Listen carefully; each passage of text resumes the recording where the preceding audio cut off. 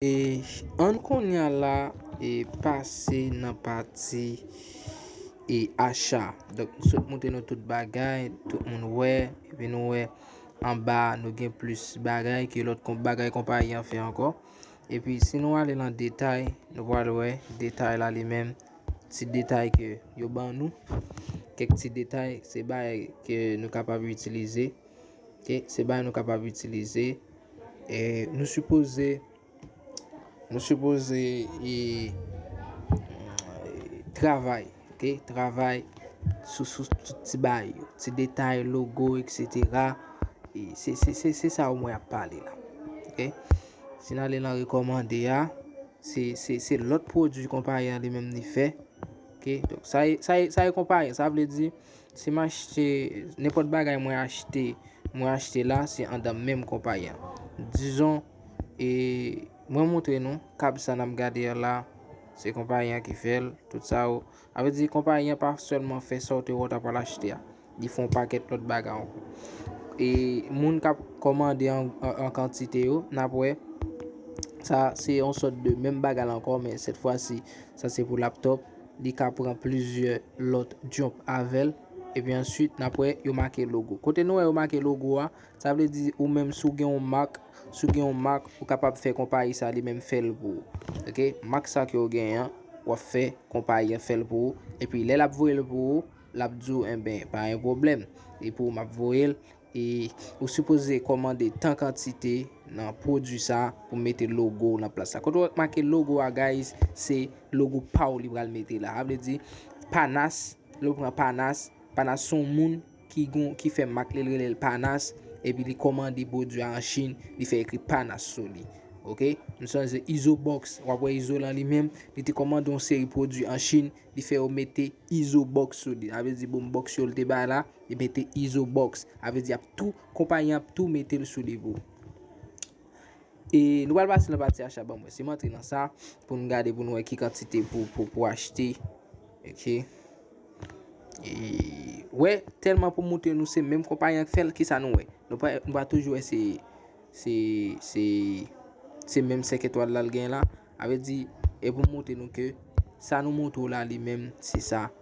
E se menm kompanyen fel, se sa fwa pou wè la. Di stil toujou gen menm 5 etoal lan. Wapwe, sa son lot moun ki jis an Alman ki fe komante sa. Li di ou li menm produ an bon, epi li gen yon bel komunikasyon. Li gen yon bel komunikasyon avek seller lan, se ta di avek kompanyen. Apre, sa son moun ni menm ki os Etats-Unis, yo pa fin mette tout non li bay 5 etoal anko. Apre sa li di, bel kalite produ sa genyen, tout bagay, epi nou pral avanse. Donk, nou pral eseye avanse. Donk, nou sot monte nou la, napre sa se menm kompanyen. Mwen menm deja di nou sa se yon produ mpral eseye wè se mka rentre lanjou kap vini yo la. Paske mwen li tasamble son produ ki vreman rentrab. Apre, se kompanyen ki fè yo toujou. Se kompanyen ki toujou fèl. Donk, nou pral avanse. Donk, guys, jamte di nou an la, nou pral eseye achete. Pou nou achete kon yan la, nou pral gade pou nou pral eseye entre la. Nou pral de la ki se start order. Avle di, mpral achete sa pou nou kapab kontrole priyan. Se priyan nou pral kontrole. Pabli mte di nou fon nou gade sa, pri sa tou. Dok li ven $2.30. Avle di, non bel bay kon sa, sel vin Haiti. Ou pan sou pral ven $2.30. Op ven bay sa nepot $5 a $6 yi met la. Gouvan, se bay ou pral ven nepot $5-6. E pi, ou fe kobo, parce ou fe kob shipping nan. Dok la mpral moutre nou, tant wap mette bagay, se tant kob la vin mouti. Fok ou fe trez atensyon a sa. E sa fe lor yon bagay $2.30, pa kou yi di, ou pou kon ki pri wap ven ni. Se lel vin nan mon Haiti wap konen. Poske, koto pral fel tombe ap pon kob. E lel vin Haiti, moun kap potel pou Haiti an fò balon kob tou, pase fò bal ti tax pal la. Se lo fin fè pri total sa wap konen. E an ale, kompanyi sa menm ni di mwen menm, sou ap achete la menm, se 5 pou pran la menm pou bibiti.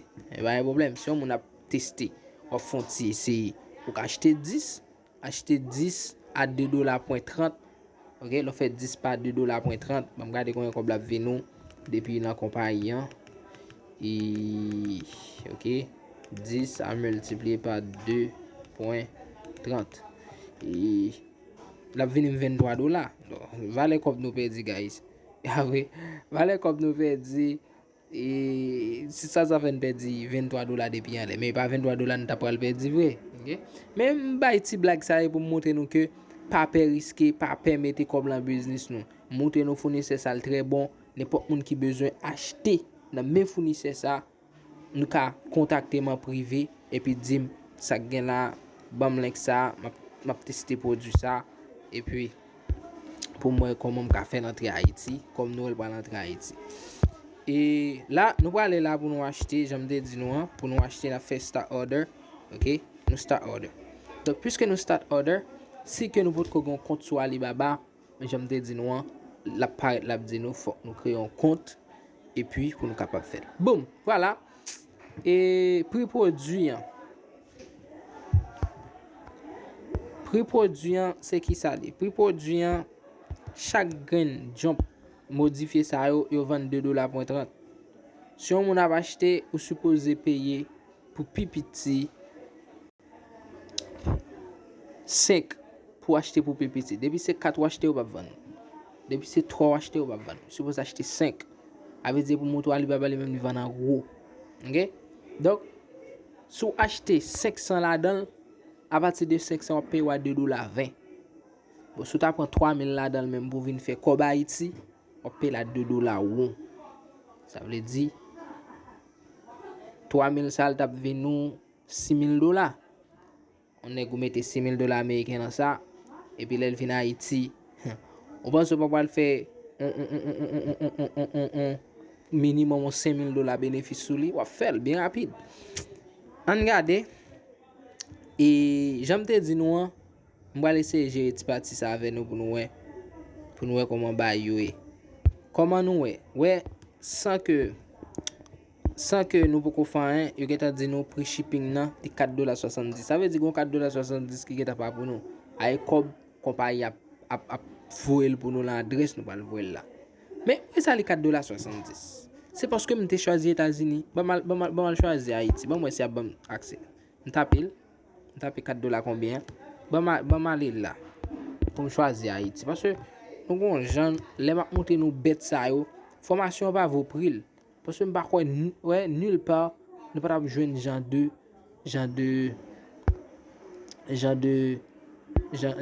bête ça yo. Moi m'ba yo et ça fait parfois l'aime la gon spécial 500 good et il fait mal parce que sacrifice avec effort qui fait pour formation ça il pas vol. OK, il pas vol mais on est obligé bailler parce que on est payé lui-même il pas un cob là-dedans mais c'est bien regrettant. Il y a deux bails qui bien regrettant. Un, c'est parce que une série de monde qui suivent formation, il pas référent l'autre monde vient suivre, vient acheter, avait dit yo pas aider on l'autre avancer et puis deuxièmement tout et mon yo ignorer ça. OK, me choisi Haïti pour montrer nous Haïti pi mal dans tout bail. Ouais, c'était $4.70. Gardons bagay pour nous guys. Admettons c'est Haïti direct n'a voyer produit. Gardons bagay pour nous. Ouais, il get $25. Avait dit $25 qui ça nous te tout à l'heure. Tout à l'heure il était $4.70. Peut-être c'est Haïti oui m'a voyer. Bon pourquoi bon OK, on quitte l'Haïti m'a voyer le droit. Pas un problème. Nous pour l'acheter moi on dit m'a prendre 10 jobs. 1 2 3 4 5. OK, m'a prendre 10 jobs. M'a acheter 10 jobs. 10 jobs m'a acheter à on regarde pour nous entendre pour shipping là parce que on est pour shipping là même for the update. Supposé update. OK, supposé update.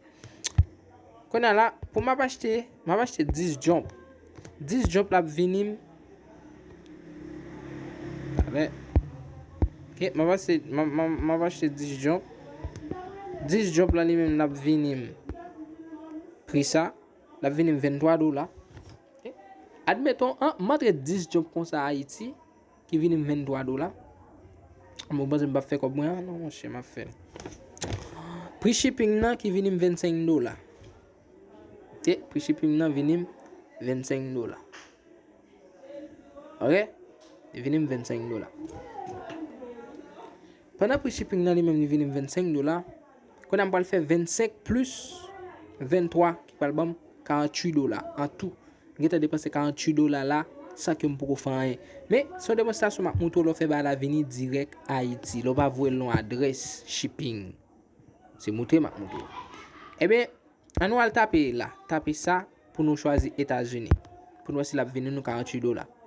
M'a montre en l'air en Haïti a.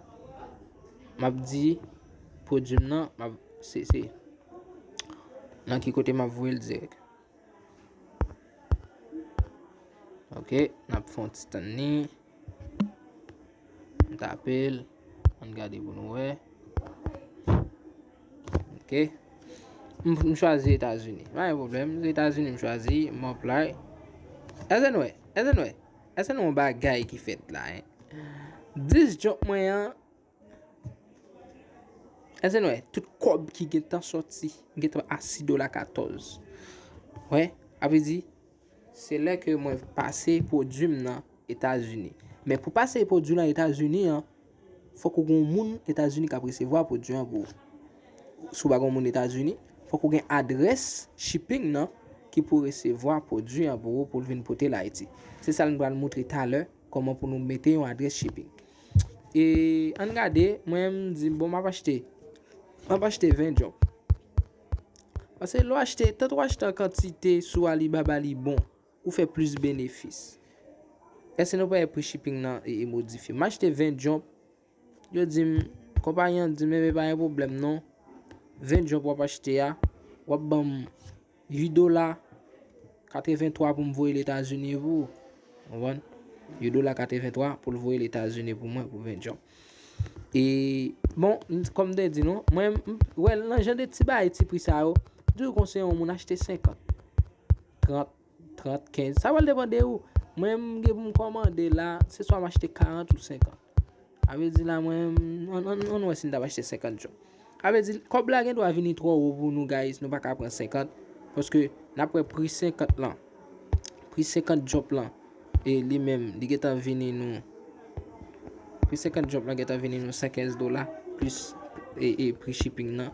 Comme nous connaît payer en 10 et tout dollar monter nous pas besoin de ça veut dire l'en commencer fond dans business là n'a frapper comme ça mais au monde minimum conseil ou acheter 30 OK ou acheter 20 tout après dépenser ou faire cap tester mais soit acheter 30 c'est pas déranger man OK ou acheter 30 c'est pas déranger ou acheter 30 jobs OK ou acheter 30 jobs cap vinn pour $69 et pour pas le bail petit comme ça pour voyer les États-Unis pour tout ça pas problème mais comme c'est monter nous guys pas un problème quand là moi acheter 30 jobs ça c'est prix cap monter on peut pas dire combien m'a vendre job là non parce que on peut fin payer et nous va taper bouton ça qui c'est et bouton ça qui c'est start order. OK n'a taper ça il nous fin dire qui quantité pendant que me taper li y a bonne possibilité pour moi contrôler un paquet de bagaille pour me gain idée de un paquet de bagaille est-ce que nous là y a bonne idée pour me gain un paquet de bagaille pour me gain idée de un paquet l'autre bagaille encore sous lit y a bonne possibilité pour si m'ta changer idée sans pas besoin faire m'ka ajouter sous job moi y a bonne possibilité pour m'étirer dans quantité à tout si toutefois moi ouais comme là ou mais pas oublier en tout là moi gain pour me bailler $69 pour 30 jobs. Ouais. $69 pour 30 jobs. $69 ça plus fi en vle dit taxe ça me pour me bailler. Combien taxe ça t'es encore quoi taxe ça t'on fait de $16 de guys. Pas changer mais plus li a pas ajouté. Mais là quand là si me changer je me dit m'pa $69 m'pa get tout comme ça un petit business me fait cap commencer bagay et bam prend 20 puis tout attendez acheter 20 jobs guys ou getan ciblé qui quantité moun ou va vendre 20 jobs ça et puis et prix supposé modifié OK donc on est 20 jobs à venir $46 plus frais transaction m'te quoi qui ont affaire de $7 si m'pas tromper. Donc yo tout dit que prix chaque grain jump yo vinn nous $2.30.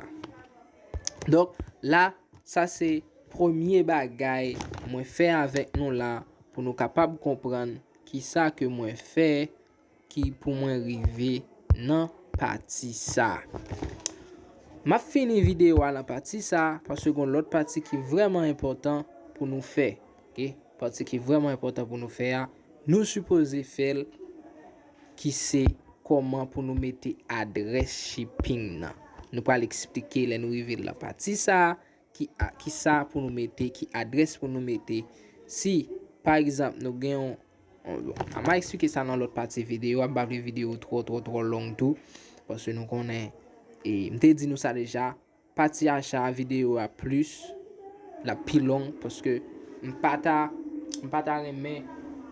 remet comme si et pour nous plaindre de ça mais on dit pour qui ça vidéo me fait comme ça déjà c'est parce que moi pas vle aucun monde qui pas de aucune connaissance qui te connaissance à zéro dans ça et puis pour eux même c'est les so va regarder et mon a pose question ou pas comprendre ceci cela m'obliger à zéro. Bon, moi arrivé là, m'penser ça serait toujours la partie acheter moi camper là guys et pour nous faire suite vidéo avec comment pour nous mettre adresse shipping là. M'va expliquer nous adresse shipping là pour qui ça nous mettre et qui ça lié. L'aime fin expliquer nous fin montrer nous et m'va dire nous qui adresse pour nous mettre pour nous avancer.